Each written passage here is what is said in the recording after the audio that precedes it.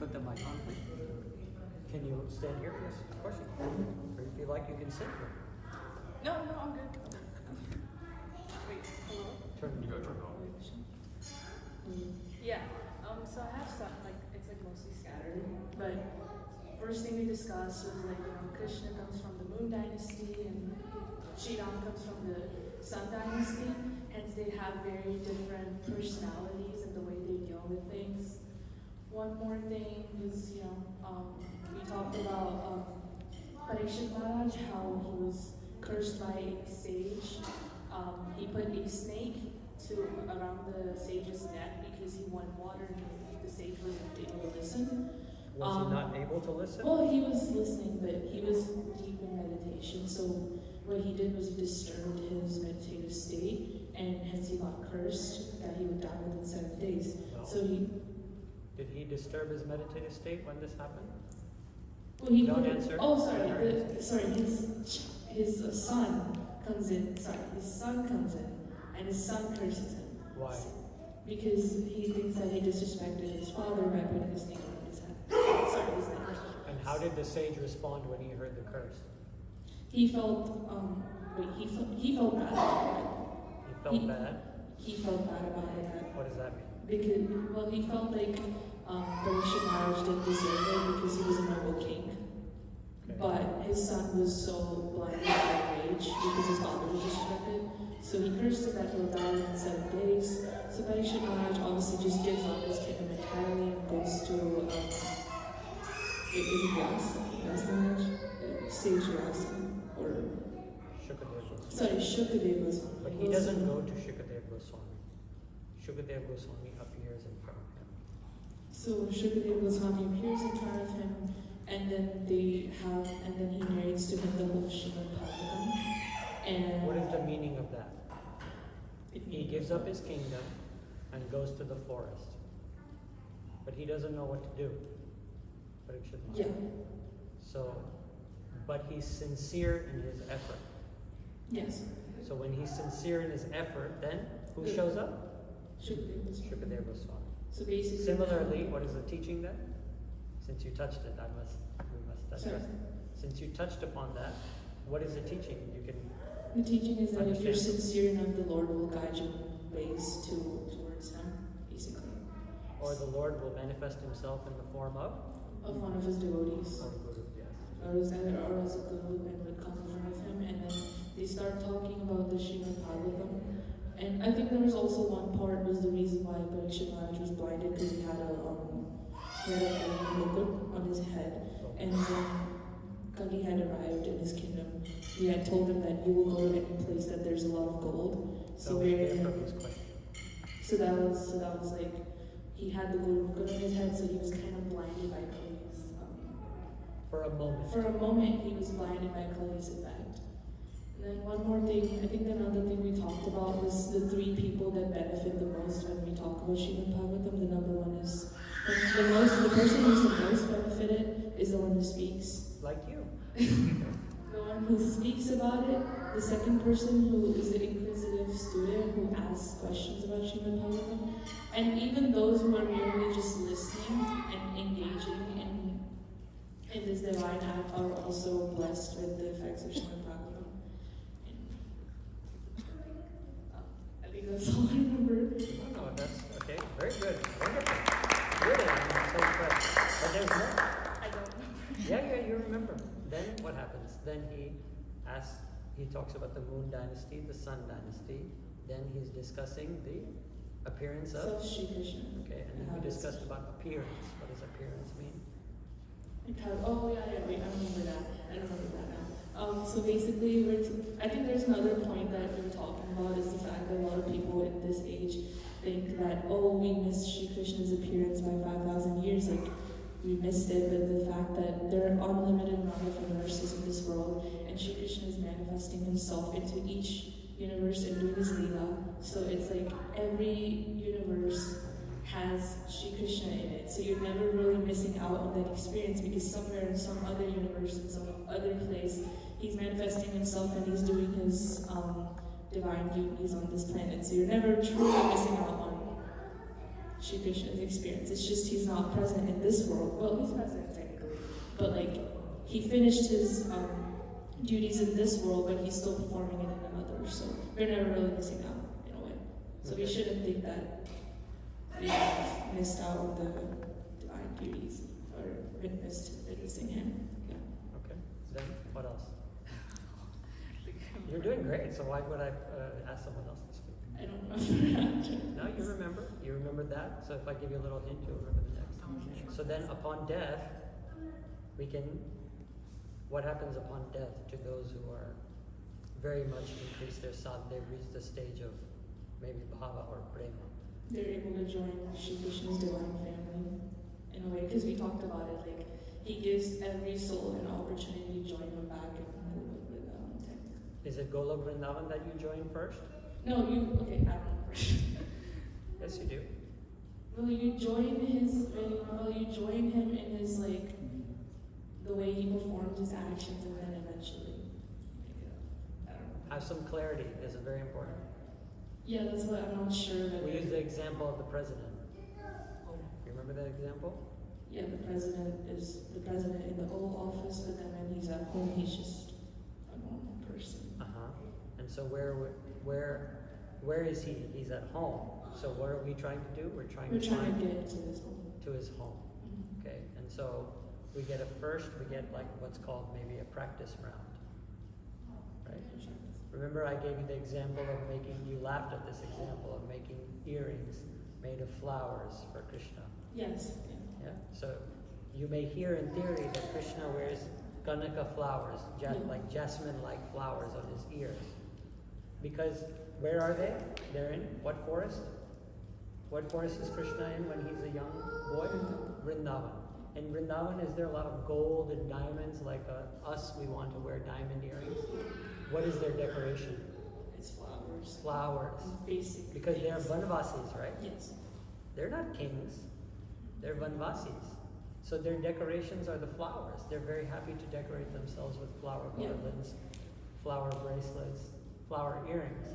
Now let's say Didi here wants to make a flower earring for Krishna. But does she know the length, the type of flower, the fragrance of that flower? Where to pick those flowers? Which garden to go to in Vrindavan? No, obviously. So you need a practice round. You may hear it in theory, but you don't know it in reality. So you take the help of his close people first, so basically in his family first take. Because they would know. They've already done it. They would know how to do it exactly that pleases Krishna in a way. So Therefore, following the footsteps of the Vrajvasis will get you that Vraja Prema. yeah. Okay, anything else? Okay, wonderful. Anybody else? Yes, come.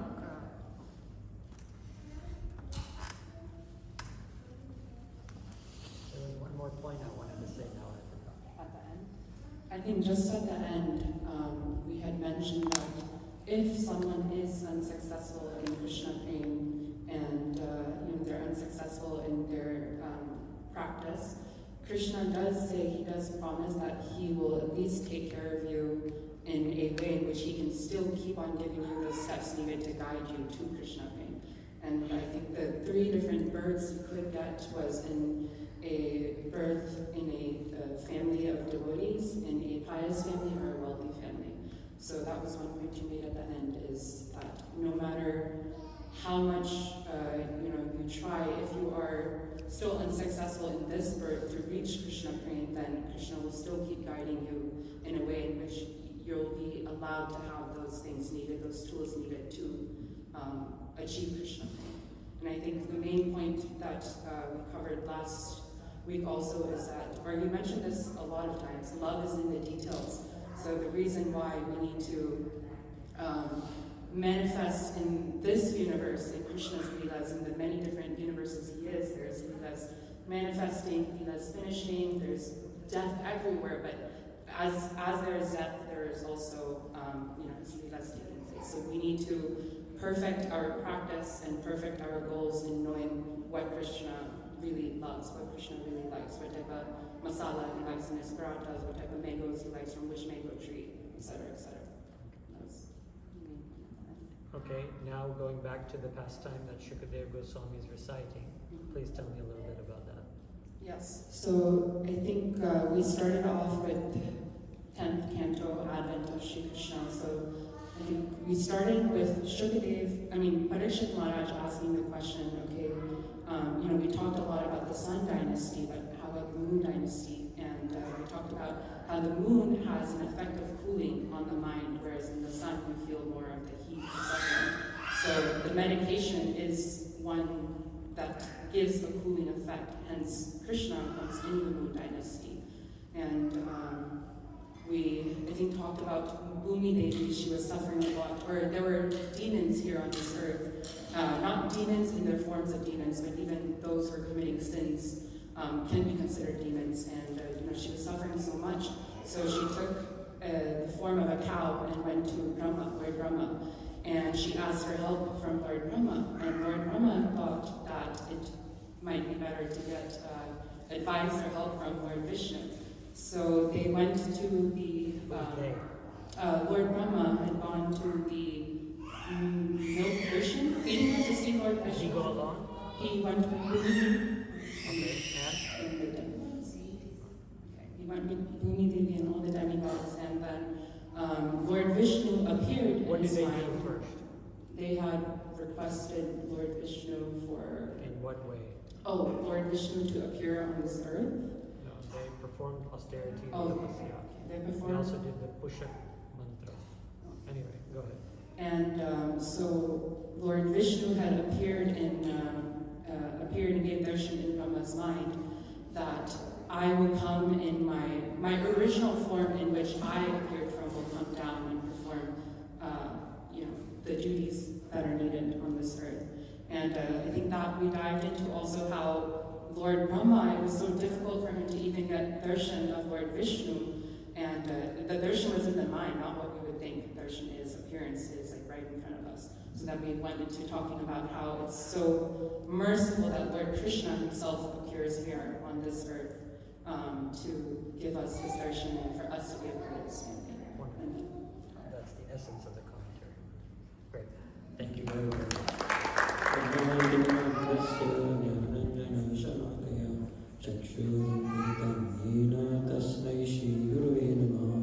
Namo Vishnu Padaya Radhikaya Priyamani Śrīmad Bhakti Vedanta Narayana Namine Namo Vishnu Padaya Kṛṣṇa Prishthaya Bhutale Śrīmate Bhakti Vedanta Swami Niti Namine Namaste Saraswati Devi Gauravani Pracharine Nirvishesha Shanyavadi Paschata Deshatarine Vanchakalpatarubhyasya kripa sindhubhya eva cha patitanam pavanebhyo vaishnavebhyo namo namaha Jai Rup Sanatana Bhatta Raghunath Shri Jiva Gopal Bhattas Raghunath Namo Mahavadanyaya Krishna Prema Pradayate Krishnaya Krishna Chaitanya Namne Gauratvishe Namaha He Krishna Karuna Sindho Dīnabandhu Jagatpate Gopeshu Gopika Kanta Shri Radha Kanta Namostute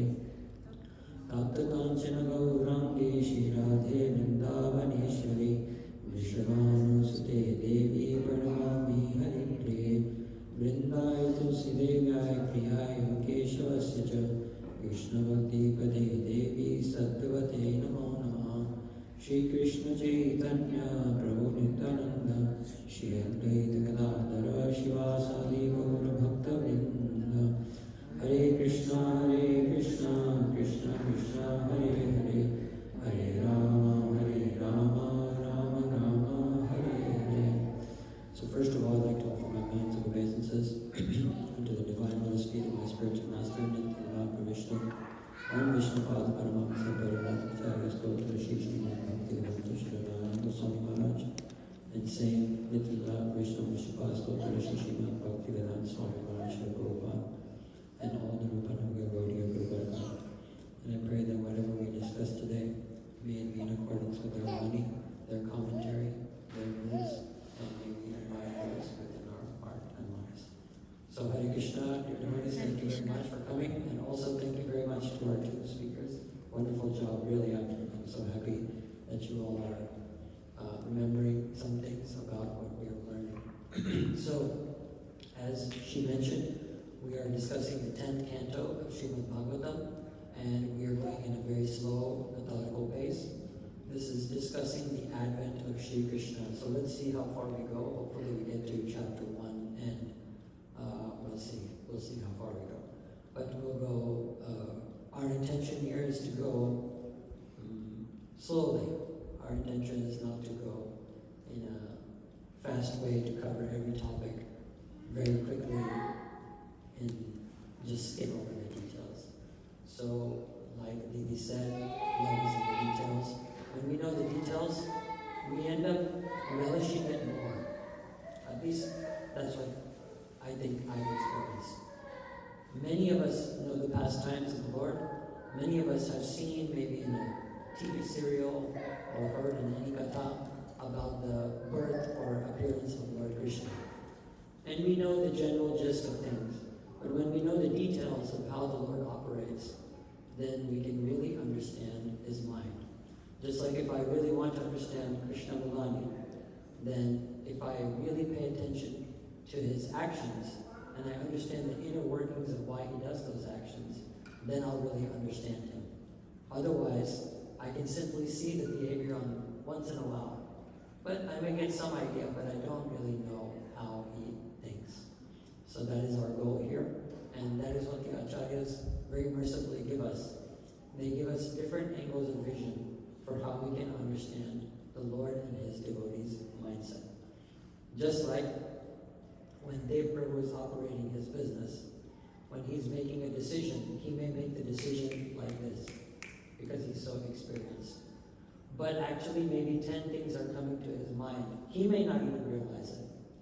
But every decision, he's thinking about all different types of results from that decision. Similarly, the Lord is also making decisions very wisely, and He's making them very perfectly.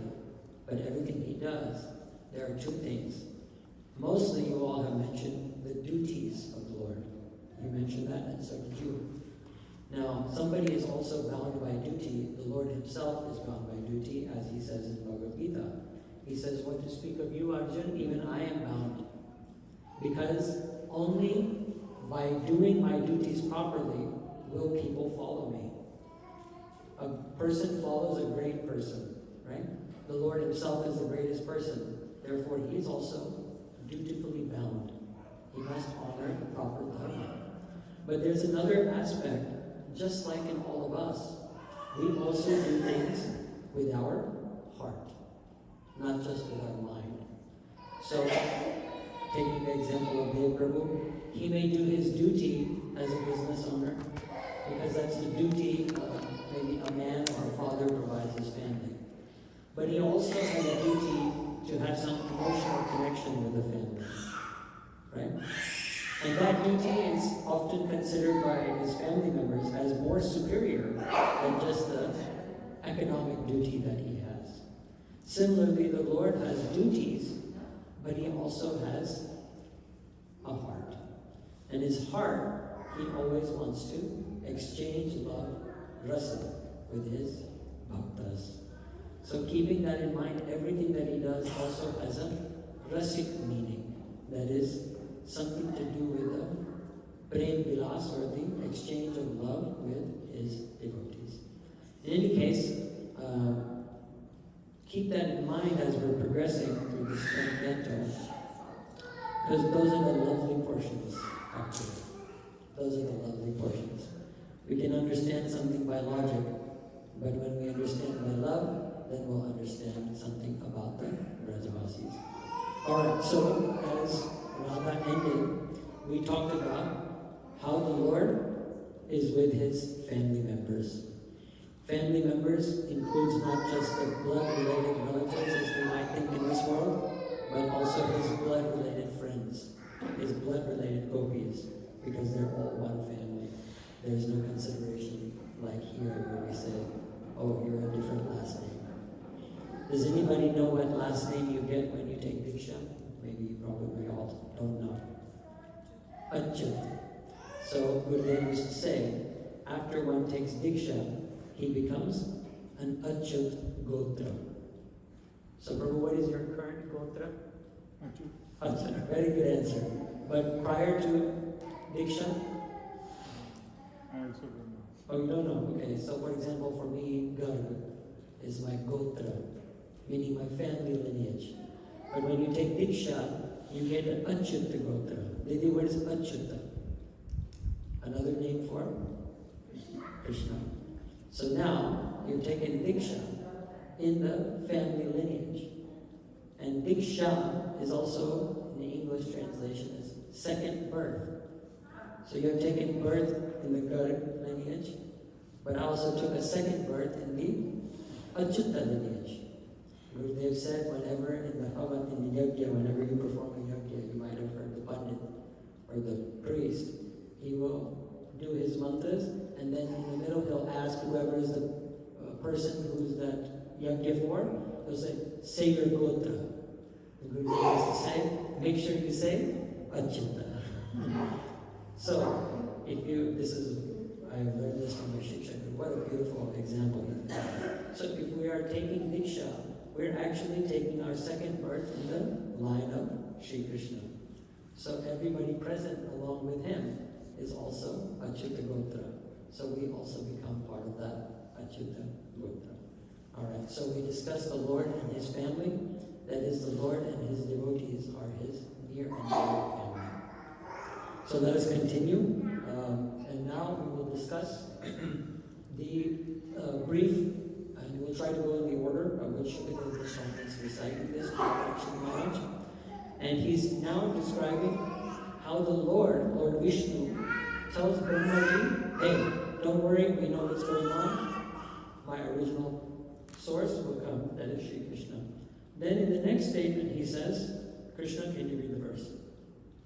Vasudeva Kalananta Vasudeva Kalananta Sahasravadana Swarat Sahasravadana Swarat Agrato Bhavita Devo Agrato Bhavita Devo Hare Chakirshaya.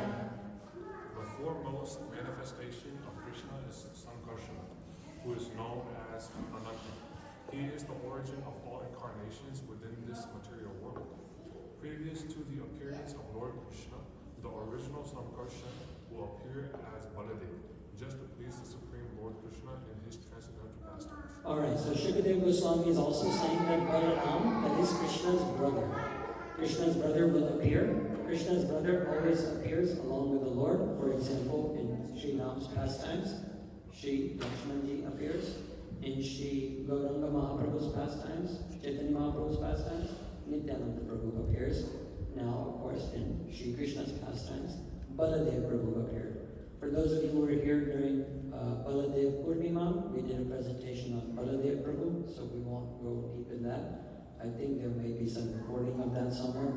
You can tune into that if you'd like to learn more about Baladev Prabhu. But basically, the essence of Baladev Prabhu is the first expansion of Kṛṣṇa. So he is the Lord himself, but he is known as the Supreme Personality of Servitor Godhead. So one is we often hear Śrīmad Prabhupada using the words Supreme Personality of Godhead, referring to Sri Kṛṣṇa. Now, for Baladev Prabhu, or Balaram, he refers to him as Supreme Personality of Servitor Godhead. That is, he's always looking to perform his service. So I will just share one little part. You may have seen this picture on the left before in our presentation a few weeks ago. So in this picture, Mother Devki is pregnant, and all the devtas, all the Devi devtas, they all come and worship her womb. On the right side, this is when Kṛṣṇa appears. On the right side, you will see Mother Devki holding Balaram. So in her womb, Balaram appears. Now there's a beautiful commentary by one Acharya, his name is Sri Harisuni, and he describes why Baladev comes before Kṛṣṇa in the womb. So let's say, clever example is that just as, let's say, Kailash Prabhu's guru, Srila Bhaktivedanta Maharaj, comes to Houston, and somehow or another, by his fortune, he comes to Kailash Prabhu's house. Now, Kailash Prabhu, prior to your guru coming to your house, what will you do? Clean up. You'll clean up. First thing he says, exactly. When somebody comes, especially someone such as Guru or Kṛṣṇa comes, you clean up, right? So, for those of you who have had children, then you know the womb or the stomach may be full of many impurities, like blood, stool, foodstuffs, etc. So, Baladev Prabhu, taking the responsibility of cleaning up prior to the arrival of Kṛṣṇa, he takes the presence in the womb of Mother Devaki, and he purifies it by his presence, cleans it up, and then the Lord appears. And that's why Baladev Prabhu actually does not come from the womb of Devaki. His, let's say the English word is embryo, his embryo is transferred by Yogamāyā Devī into the womb of Mother Rohini. So Baladev Prabhu performs a service from the get-go. This is a really sweet, clever example given by our child. So, the next verse after this verse is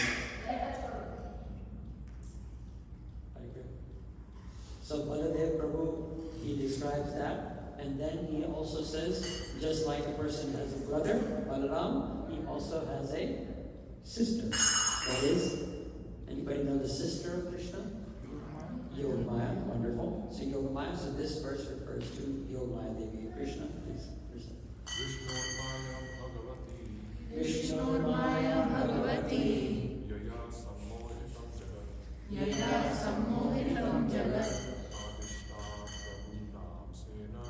Adishta Brahma-sena Karyate sammadhishyati. The potency of the Lord, known as Vishnu-māyā, who is as good as the Supreme Personality of Godhead, will also appear with Lord Kṛṣṇa. This potency, acting in different capacities, captivates all the worlds, both material and spiritual. At the request of her master, she will appear with her different potencies in order to execute the work of the Lord. Alright, so he's also, Lord Vishnu is telling Brahmadev that along with the brother, the sister will come. And the sister always comes in two forms. Kṛṣṇa, what two forms does he say she will come in? Highlighted in the underlined lines. Both material and spiritual. Both material and spiritual. Alright, so let us understand Māyā Devī today. Because many people say we are bewildered by Māyā. And oh, Māyā is bad. Or this and that. So let us try to understand what is the philosophy of Māyā. Does that sound good? So again, we're trying to find the family members of Kṛṣṇa and understand them each what they do. So today we'll learn about the sister of Kṛṣṇa. So all of you have heard about Māyā. So when Sri Vishnu tells Māyā Devī that she will come also along with the Lord, so Bhagavan orders Māyā Devī, and Māyā Devī is in the form of two aspects, as Kṛṣṇa mentioned, material and spiritual. So in this way, Māyā Devī actually takes on two different forms. Radha, do you know those two different forms? One was mentioned here. Yogamāyā, Mahamāyā. Yogamāyā and Mahamāyā. Mahamāyā. So tell me about the both. Yogamāyā is the Devi who goes ahead and arranges all the different necessities for Kṛṣṇa to do his pastimes, and Mahamāyā is the one that's upon all of us to live in this world. Okay, and wonderful. So there is two different aspects. So she works in two different ways. As she said, Mahamāyā and Yogamāyā, and we'll get into that detail. Let's first recite this verse, and then let's first highlight this verse, a few points that I want to make clear. So Mahamāyā is the material aspect, and Yogamāyā is the spiritual aspect. So let's go to Māyā, and let's understand that always and always, just as Kṛṣṇa said in the Bhagavad Gita, that this material world, or everything in this material world, is a perverted reflection of the spiritual world. You all remember this example? What was the example that Kṛṣṇa gave in Bhagavad Gita? Do you know? Of material and spiritual, how does he compare them? It's a perverted reflection of the tree. Alright, so we have a river or a lake. There's a tree here. Right? And then if there's a river here, what does a tree look like? Opposite. So exactly opposite. Like that. Correct? So this is the material. And this is the original. Now, perverted reflection. Why is the word perverted used? Do you know what perverted means? Exact. No. It means the opposite of exact, actually. I mean, it's a replica of what it's in the other form. Okay. So if I put a mirror in front of Devi, does it look exactly like Devi? What's in the mirror? It's opposite, but it looks exactly like you. That's the reflection part. But he says it's a perverted reflection. Or do you know what perverted means? Not so perfect. If I get a mirror with cracked glass and I pour water, if I put water on it, then the haziness comes, right? Similarly, the material world, whatever is here, whatever, you name it, it's also there present. Perverted reflection.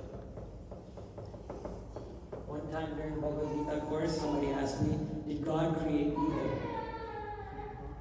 Evil. If evil is in this world, that means God created it. Why did he create evil? Actually, evil is the perverted reflection of evil in the spiritual world. Now I'm going to say, what is evil in the spiritual world? How can there be evil in the spiritual world? I thought it's a happy-go-lucky place. Yeah? Everything is kumbaya, dance and we do everything nicely. Evil in the spiritual world is for the pleasure of the Lord. Evil in this world is for the pleasure of the person who is evil. Evil, how is it pleasurable for the Lord? How can evil be pleasurable for the Lord? Maybe think for a second. Someone maybe?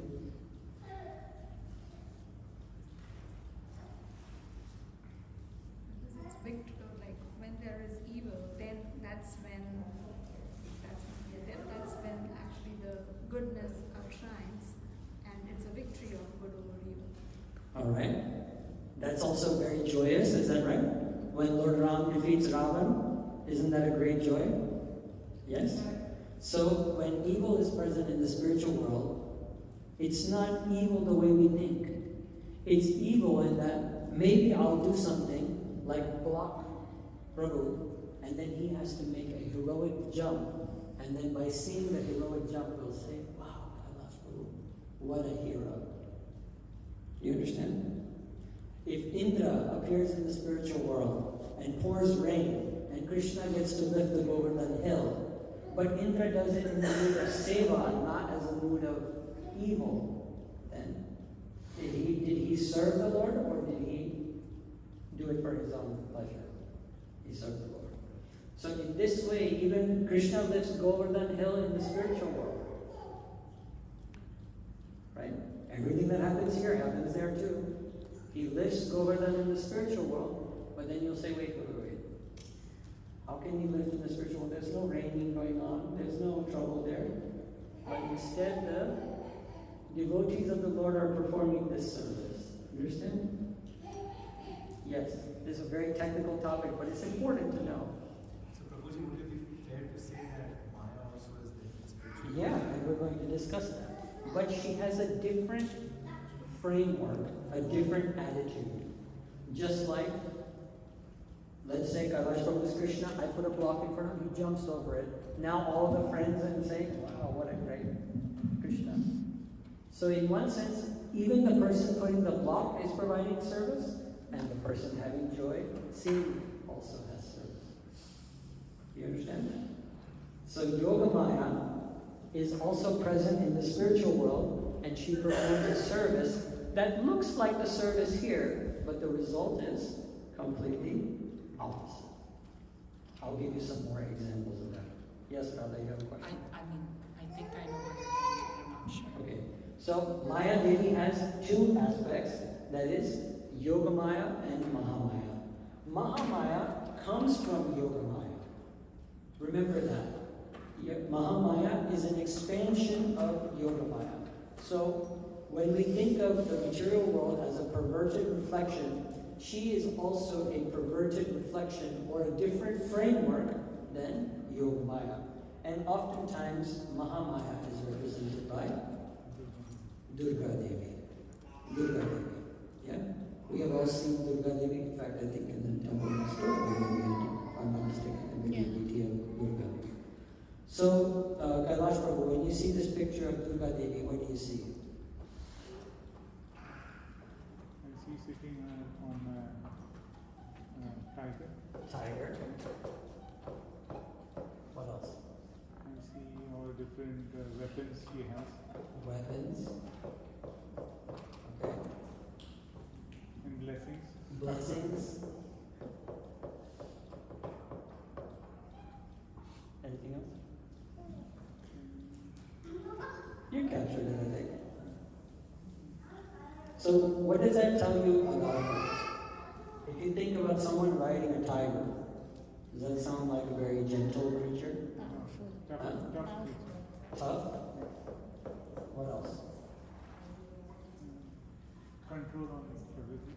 Okay, control, power. What else do you think of when you think of a tiger? A symbol of wealth. I can't hear you. Like a symbol of wealth. Like Wealth? Is that what you said? it was like wealth, like she represents wealth as well. Okay, she represents, does she represent wealth? No, not her, but like it's like a symbol. Like Having a like she's tiger or prosperous, sorry, invoking. not wealth. Okay, Like controlling, you can yeah. say controlling wealth, fine, okay. Anything else that comes to mind when you think of a tiger? Or a tigress? It's not a male tiger. Protective, fierce, protective. Fierce and protective. Sorry, Didi, what did you say? No, that's what I was, the way I was saying that it captures someone, doesn't mean like a free. So that's the fierce part. But the other part is that she is also, a tigress is very protective. Nobody can attack a tigress's cubs, Yeah. right? Baby, they call cubs if I'm not mistaken. Yeah. So they're not, she's very protective.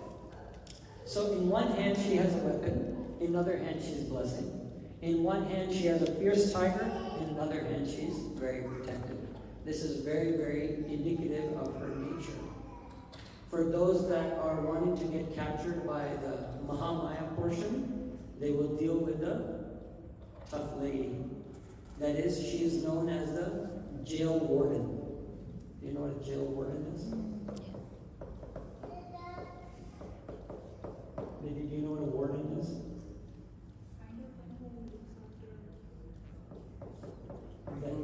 The head of the jail. Yeah? So, let's think about this example given by our acharyas. Durga Devī is like the warden of the prison. What prison are they referring to? This material world. And she's the warden. So if you are stuck in this material world, then to get out of the prison, do you take shelter of another prisoner? No. You can take shelter of two different people. Who are those two people? You can take shelter of the warden, or if you please the warden, they may let you out. Okay? And the second person? Someone above the warden. Someone above or outside of the prison house itself. Hence the guru or the spiritual master, because they are present outside of this material world. So there are two places where you can go if you are in the prison of this material world. That is, you take shelter of Durga Devī, but you want to take shelter of certain parts, right? Or you want to take shelter of like this part, right? And you want to take shelter of this part, but in this regard. Okay? Now, this is why two aspects are displayed. Whenever you see a deity of Durga Devī, or if you see a picture of Durga Devī like this one, you almost always see something like this. where on one hand it's fierce, and some devotees refer to as Shakti Devi, and others say Shakti Ma. Right? So there are two different aspects here. So when we think about Durga Devi, we have to remember that she has a Yogamāyā, that's her original form in the spiritual world, and in this world she presents herself as Mahamaya. So when Shukadeva Goswami is giving that description, that Lord Vishnu says, along with me will come my sister, Vishnu Māyā, then he's referring to both aspects. Because as Radha said, for the devotees, Māyā Devi is wonderful because she appears as Yogamāyā, that person which can help us get out of this material world. And for the demoniac persons, then she covers them by putting them in the prison house. I'll get to you in a second. We often use the example of a parent. There are two ways a parent can teach their child, Kṛṣṇa. One is with love and affection, and the other is tough love. All right, so love and tough love. So Māyā Devi is Shakti Ma, Durga Ma. She also has 2 points. She can teach you with tough love, that means bind you with Māyā. Eventually, it may take a long time in the prison house, but eventually, everyone says they want to get out. Until they may suffer in the jail a little bit, then they will understand, oh, this place is not for me. This material world is not my own. And when they're ready to get out, then that same person can also help us get out. But we must take shelter of her in the aspect of Yogamāyā. So Didi, I forget your name. Kritika, can you please read what our acharyas have to say? Yes. Often referred to as the Divine Mother, Durga teaches her children by the way of karmic consequences. She has 2 antithetical functions and she responds with one or the other depending on how she is approached. Make sense? Alright. And then our acharyas also make one more commentary. Go ahead. Srila Prabhupada uses the analogy of electricity, by which one electrical appliance we can heat and cook our food, and with another we can refrigerate or freeze the same food. The electricity is the same, but according to how it is utilized, it can heat or cool. Similarly, when one approaches Yogamāyā Devī, then they can take the shelter of Yogamāyā Devī to achieve their goal of Kṛṣṇa Prema. And if one wants to be wrapped up in this material world, then they will get trapped by Mahamaya. Gurudev often used to say, I heard this from the lips of Madhav Maharaji, which first time I heard this was a few years back. He said, Gurudev said that you must take shelter, if you want to become a Brajavasi, you must take shelter of 5 different personalities. And on that day, he gave the names of 4. Then I asked him later, and he said, I'm not going to publicly give the 5th. So I will tell you the 4. That is, first is Giriraj Maharaj, second is Yamuna Devi, third is Yogamāyā Devī, and fourth is Gopishwar Mahadev. If we take shelter, because they protect, in different ways, they're holding the keys to Vrindavan. Like Lord Srila Gopishwar Mahadev, he holds the key to the border. You can't enter without it. Yogamāyā Devī will give you your service. We'll talk about that in a second. Yamuna Devi is the playground, the play place of the divine couple. And Giriraj Maharaj also holds the secrets to very relishable pastimes of the Lord. So in this way, when one prays to them, then certainly they attain Brajavas. So in this way, we should not think.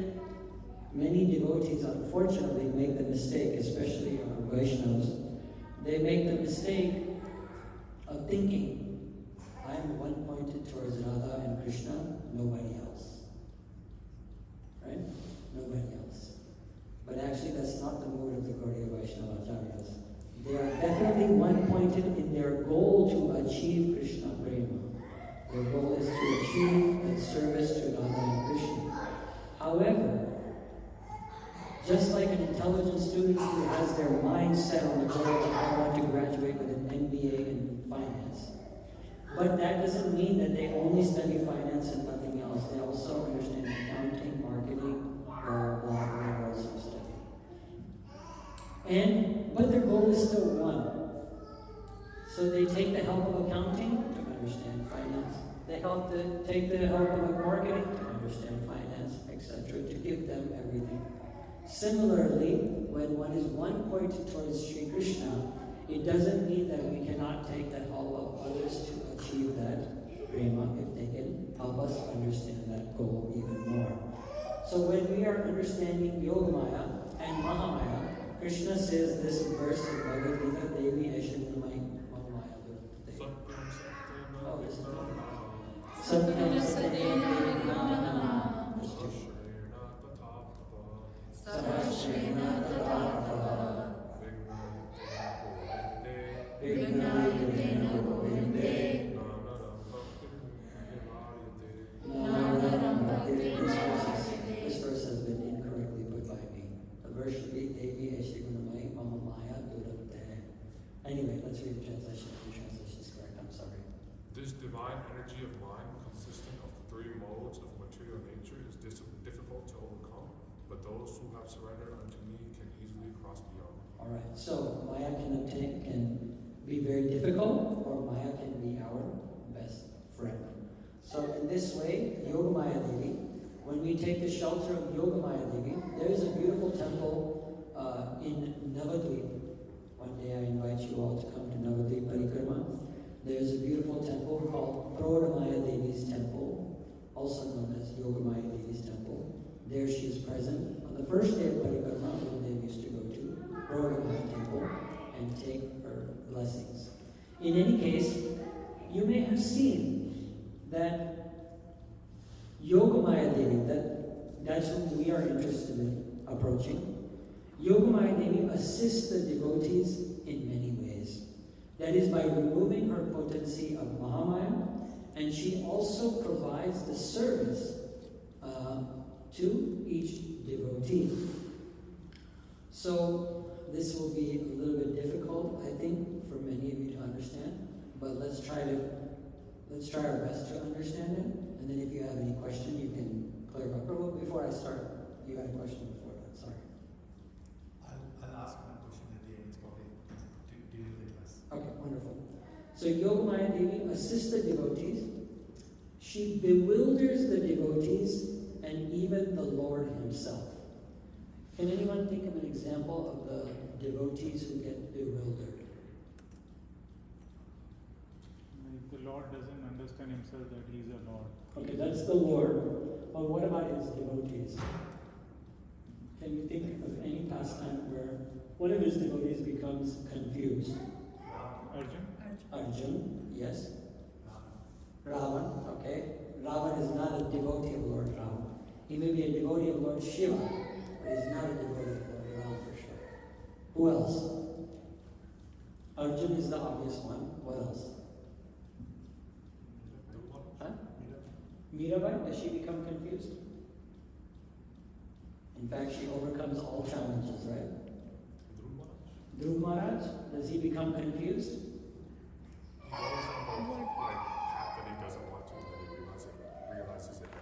Okay, that's when he is this practitioner, when he's a sataka, and then he realizes, oh, I was asking for a kingdom. But he's one-pointed when he's doing it. He's not confused. In fact, Narad Muni tries to confuse him. But he says, hey, Narad. Or, hey, Narad Muni. Sorry. If you've come here to distract me, you can go away. Otherwise, if you're here to help me, then tell me. He's not confused at all. Are Rajvasis considered devotees? Yes. So then the Rajvasis. When do they become confused? Yogamāyā herself. How? She thinks her Lala is just her Lala, not some supreme personality who has so many energies emanating from her. Wonderful. So can you give a specific example of that? Like when Kṛṣṇa had ate the dirt. I think we've all heard of this pastime where he eats the dirt in his mouth, and Yogamāyā tries to take it out of his mouth, and Kṛṣṇa opens his mouth and she sees everything within his mouth, and she's just like, there's some demon inside him. He's not some god, he's just my kid. So do you think this is Yogamāyā?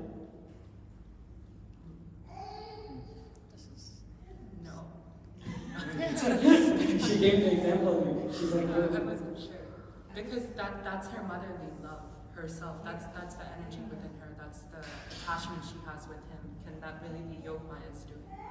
Okay, wonderful. When she said this, whether it's a love towards the mother or it's the Yogamāyā making her confused. So here I wrote bewilders the devotees and even the Lord himself. But actually there is no Shakti that can bewilder the devotee. Because, that's why I put it there so that, let's see what you guys think. Bewilders the devotee. Nothing can bewilder the devotee.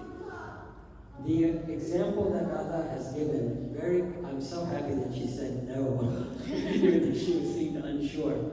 But the truth is that is actually the prema of Yogamāyā. There is no need for Yogamāyā to act upon the devotees to bewilder them, because they are completely mesmerized by the prema of the Lord.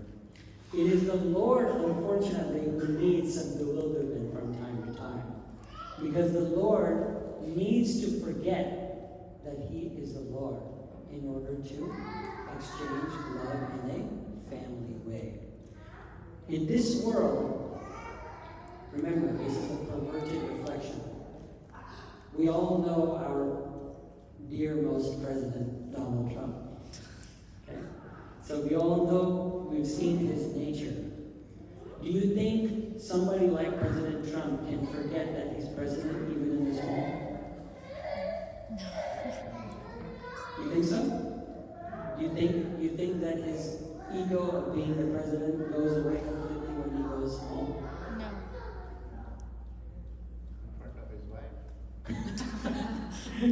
So in front of his wife, okay?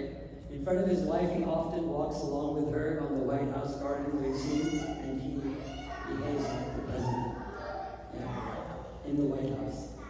So, in any case, I'm just making a joke, obviously, assuming that President Trump does not forget that he's the president in his own house.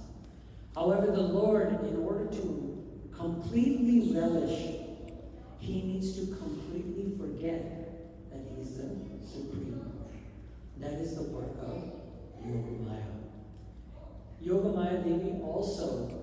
So Yogamāyā Devī, in one sense, the verse was very, very accurate if you read each part of the translation.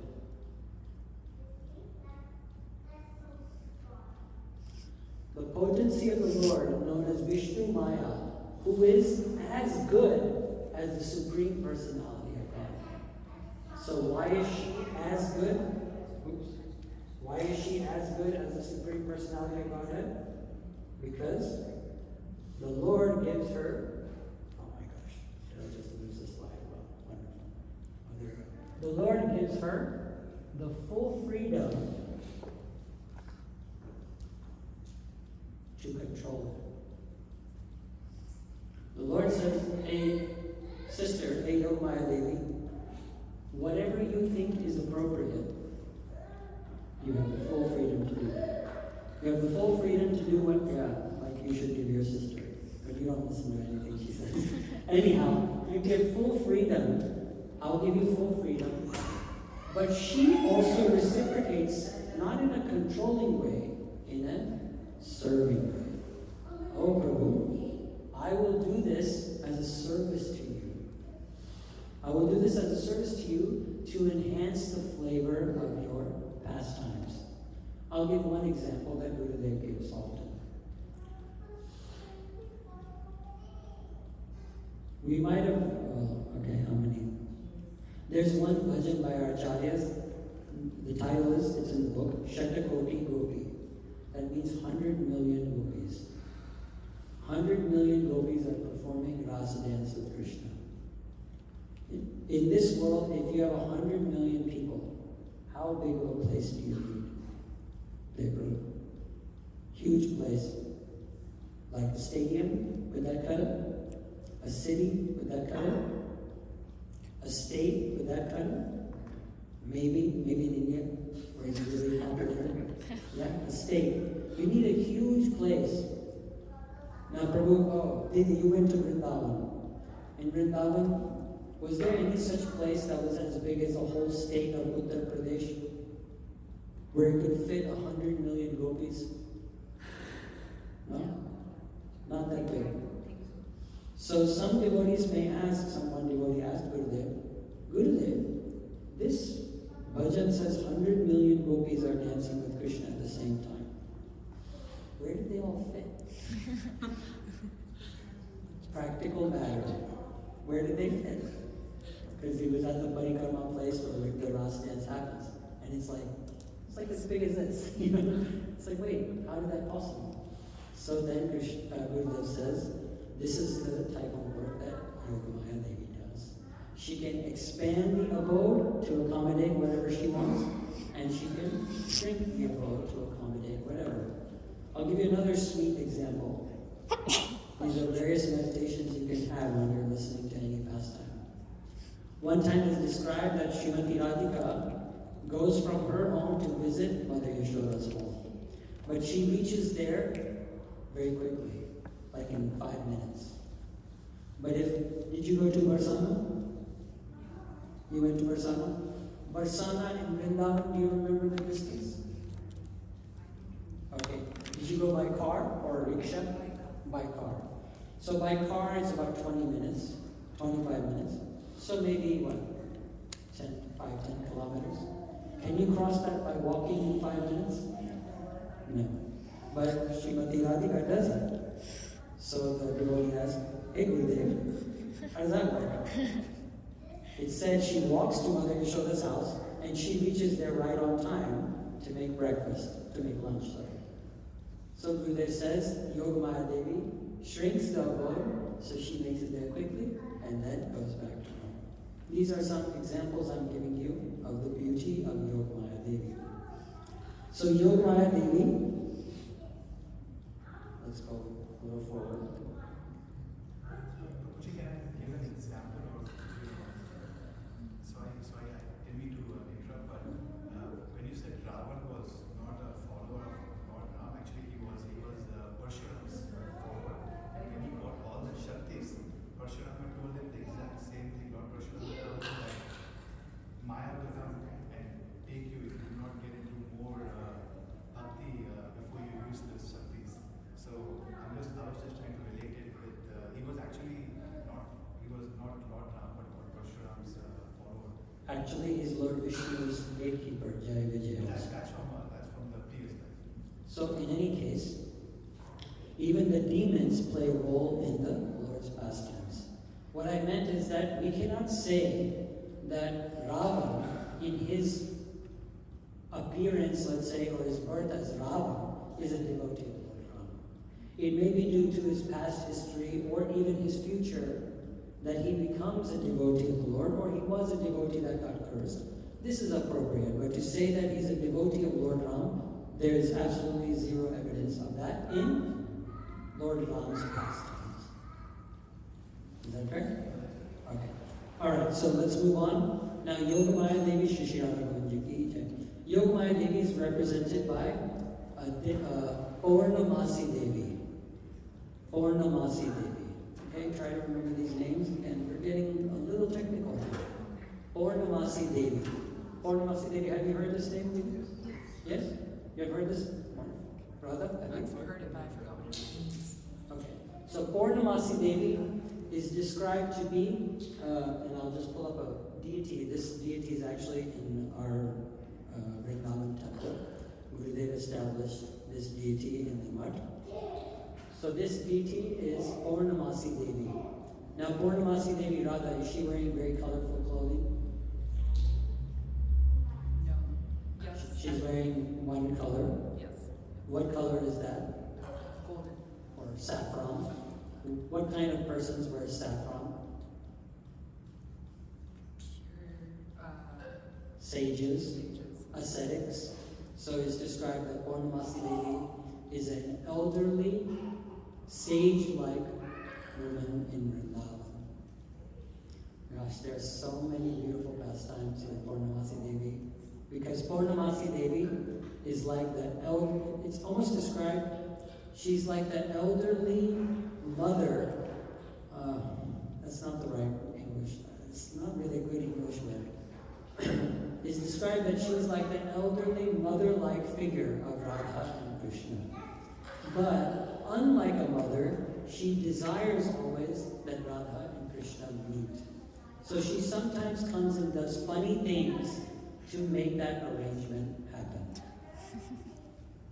Let me give one simple example that I don't think is too esoteric. Radharani has a mother-in-law. Okay? Radharani has a mother-in-law and a sister-in-law. Their names are Jatila and Kutila. Wonderful. Jatila and Kutila. There's so many funny meanings of Jatila and Kutila. Anyway, they're kind of what they say in Hindi, Kṛṣṇa. What is the definition of Kṛṣṇa? I don't know English word for Kṛṣṇa. Arrogant. Stubborn. Annoying. Huh? Annoying. Yeah. Annoying. Let's put it like that. Kṛṣṇa. Jatila and Kutila are Kṛṣṇa towards Radharani, just like a typical mother-in-law and sister-in-law. And they're Kṛṣṇa to her, and they don't want her to meet Krishna. Because they're mother-in-law and sister-in-law. Why would you go meet another boy? I'm trying to tone this down a lot. Anyhow, Jatila and Kutila, they're elderly to Radharani, and Radharani is always desiring to see Krishna, and Krishna is also desiring to see Radharani. But Jatila and Kutila are like obstacles in the path. They make it difficult for their meeting.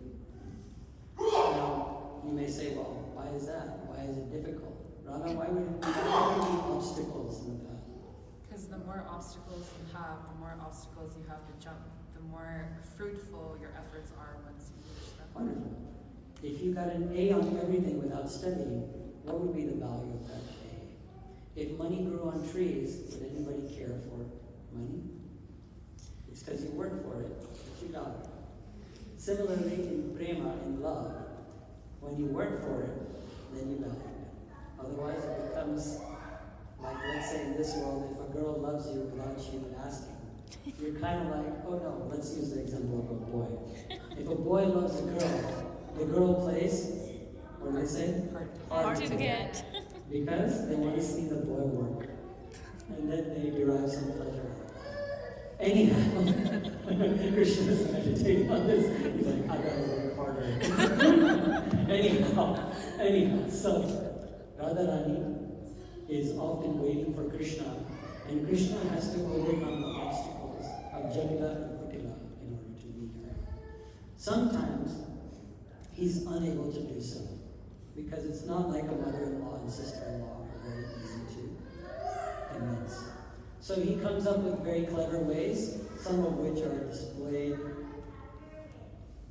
not on these paintings, okay. Some of which are been painted by our dear Śrīmad Devī, and one day you'll understand them.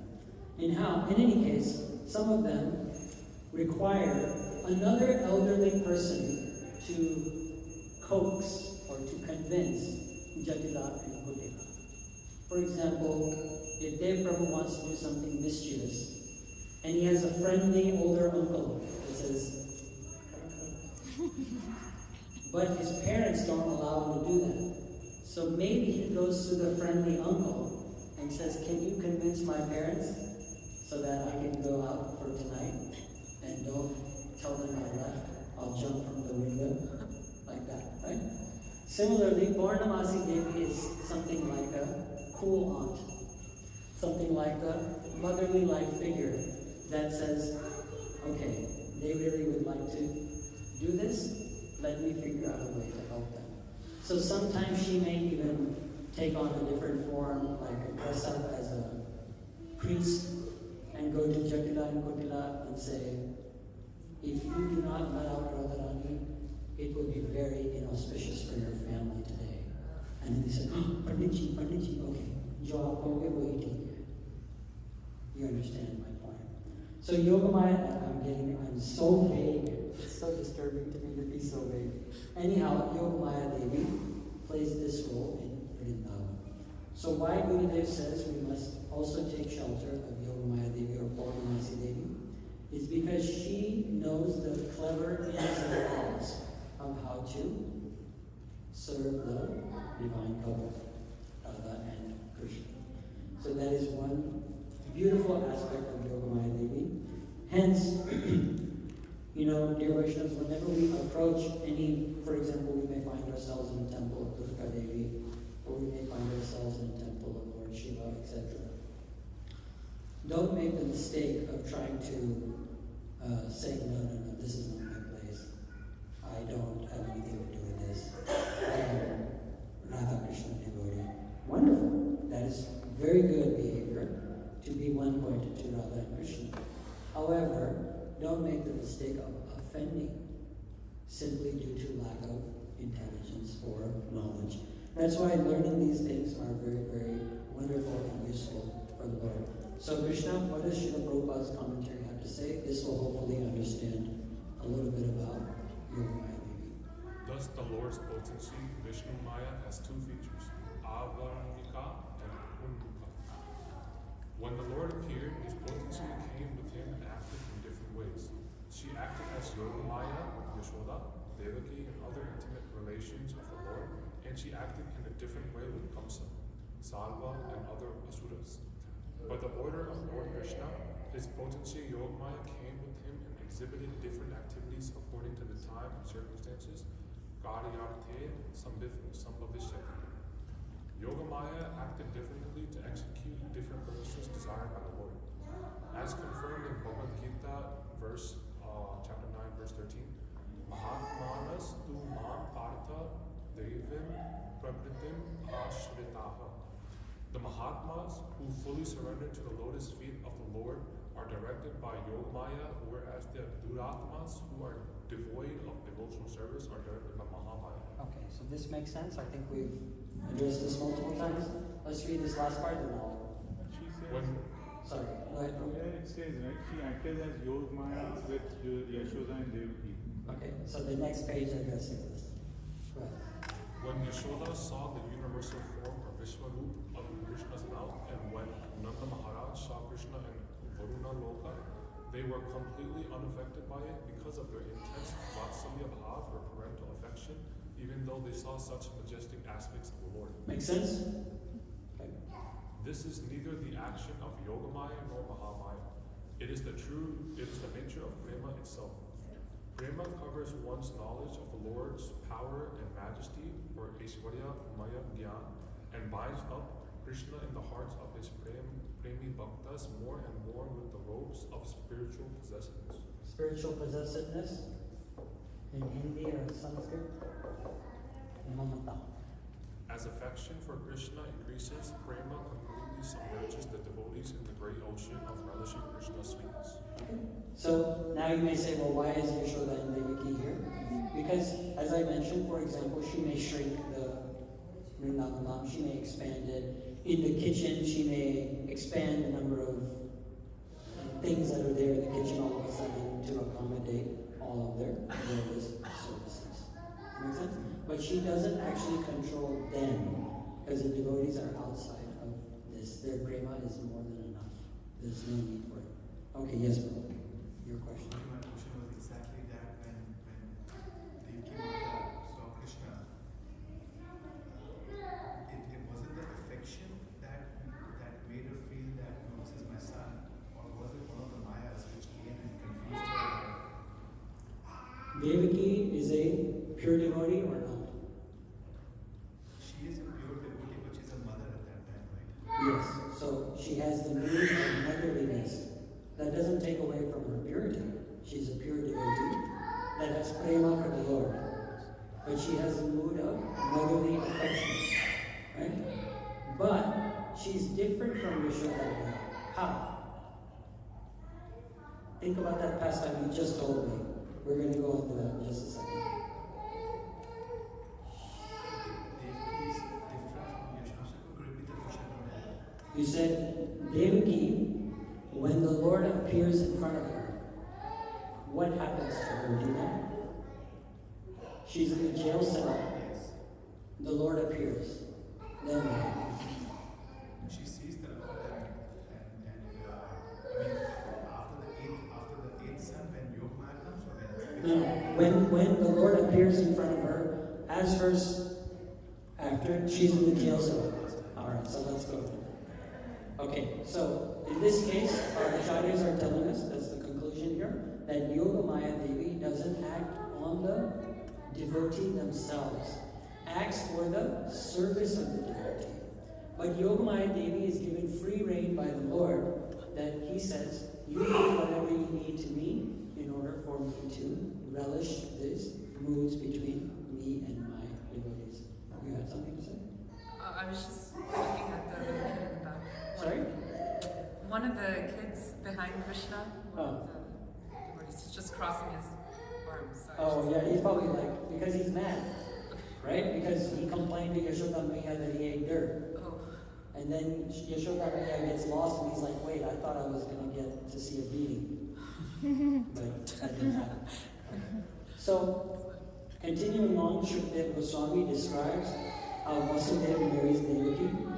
And Vasudeva is the father of Lord Kṛṣṇa. Devaki, of course, is his mother. Vasudeva is a very pious king and a very wonderful person. He has one unique quality, just like Yudhishthira Maharaj, in that he always speaks the truth. A lie never came out of Vasudeva's mouth. So when Vasudeva married Devaki, Devaki of course was a princess, so it's described that Maharaj Devak, who's the father of Devaki, he sends, thousands of horses, elephants, chariots, gold, etc., along with his daughter. And her brother's name is Kṛṣṇa. You all have heard this name. Her brother has a lot of affection for his sister. Kṛṣṇa is described to be, even though he's a demoniac person, he had a lot of love for his sister. And he tells his sister that actually today, instead of you going on any one of these random chariots, you come on my chariot and I will be your chariot driver. That's my love towards you. So Devaki and Vasudeva, they're sitting in the back. Kṛṣṇa is driving the chariot. Now all of a sudden, the demigods become worried. The demigods become worried. Why? Because they're worried about Kṛṣṇa. Remember, Bhumi Devi comes and complains that there's so many beings on this earth, we need to kill them off. Now, they have been told by Lord Vishnu that Kṛṣṇa will come. But they're seeing this event, and they're like, hey, this looks all hunky-dory. This looks all really nice. How's Kṛṣṇa going to come? So then one of them takes the responsibility and starts announcing something. That is, the voice from the heavenly planet says, "Oh Kṛṣṇa, you fool! Don't you know the 8th child of your sister should be the cause of your death?" Now, we have described the demigods' mood in previous classes. The demigods are naturally self-interested. They are interested in protecting their heavenly position. So what is their mindset? Our acharyas describe. Their mindset is they're scared that the delay of Krishna's arrival will take too long. Like it will be delayed. So they want to basically, I don't know better language, they want to piss off Kṛṣṇa as soon as possible in order so that he starts causing ruckus and Krishna comes fast. Now Lord Vishnu told them he will come as her 8th child. And they're like, well, if things go very nice and smooth, then it's going to take a long time. So then they announce this. Kṛṣṇa, of course, becomes very upset. And he threatens to kill his sister. We'll skip this verse. He threatens to kill his sister. He pulls out his sword and says, instead of waiting for the 8th child to come, I'll just kill off the mother. There will be no children. Of course, Vasudeva, being a very pious and intelligent person, he immediately tries to think of ways to stop him. And the Bhagavatam describes that if a person at the time of death makes a decision in order to save themselves at the time of death, this is considered the highest duty at that time. Because some people accuse Vasudeva of, how could you give up your children to save your wife? Or how could you give up your children in that way? How could you guarantee their death? What a terrible father. But if a life and death situation is presented in front of you at this time, then you must do whatever it takes to save yourself from that life and death situation. So Vasudeva tries to convince Kṛṣṇa first in a moral high ground, like, you're such a great king. Why would you kill your sister? That's going to ruin your reputation. What a terrible thing to do. But Kṛṣṇa doesn't care for this. Then finally, Vasudeva says, I must make some sort of extreme decision. And he tells Kṛṣṇa, my dear brother, I'll make a promise to you that every time Devaki has a child, I will come and give it to you. And you can do whatever you like.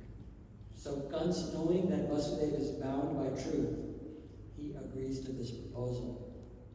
Vasudeva, in the meantime, our acharyas say, Vasudeva, in the meantime, is thinking that whatever may happen due to fate will happen anyways.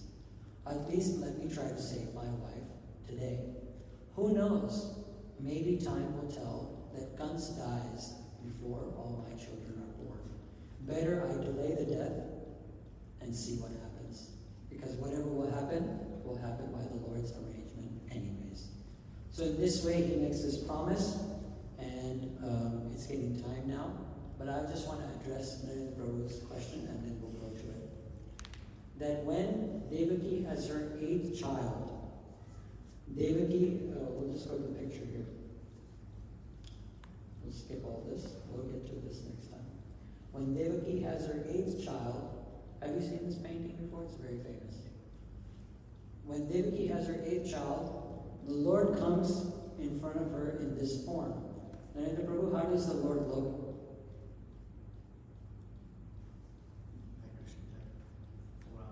Four arms with the Shankha, Chakra, Gada, and Kamal, the lotus flower. Prabhu, you have 2 children, right? Were you there when they were born? I'm sure you were. Did they come out looking like this? How did they come out? Looking like something like a baby, yeah?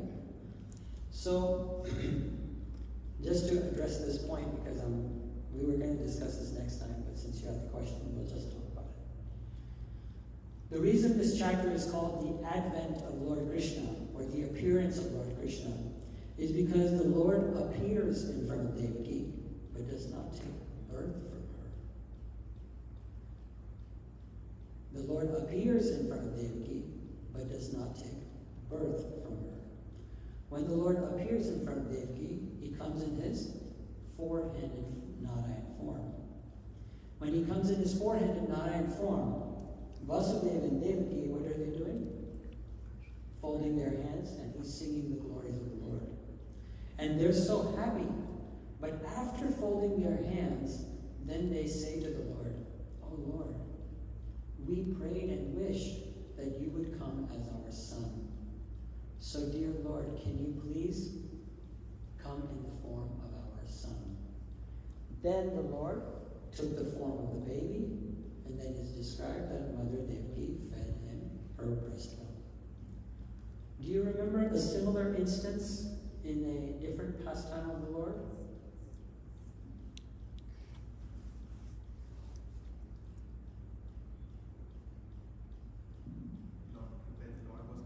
Not when the Lord was born, but another time where he showed a four-handed form.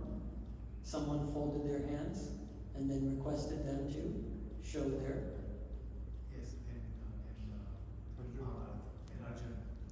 So when Arjun, he shows his four-handed form, then Arjun says, "Oh my gosh, I made such a mistake. I thought you were my friend, but you're actually the Lord. But still, Prabhu, can you please look like my friend?" He got scared. Similarly, because the devotees in Mathura, such as Devaki and Vasudeva, they look at the Lord with opulence. Therefore, they see the Lord as the Lord.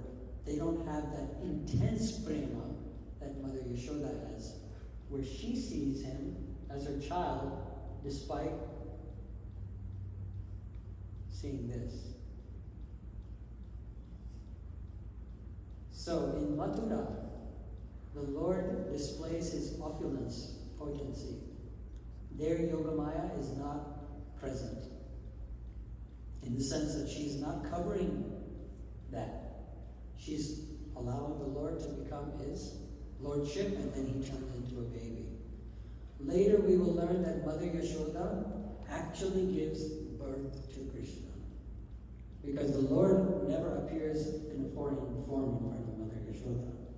So in Vrindavan, his home, he appears, or he takes birth like a normal child. And it's described that the umbilical cord is cut. You may remember doing that as a father. And the Lord conducts his pastimes like a complete human being. So with that, your question about Yogamāyā and Devaki, and Yogamāyā and Mother Yashoda, hopefully that is clear. All right, we'll end here. Thank you very much. Sorry, we went a little over time, but I hope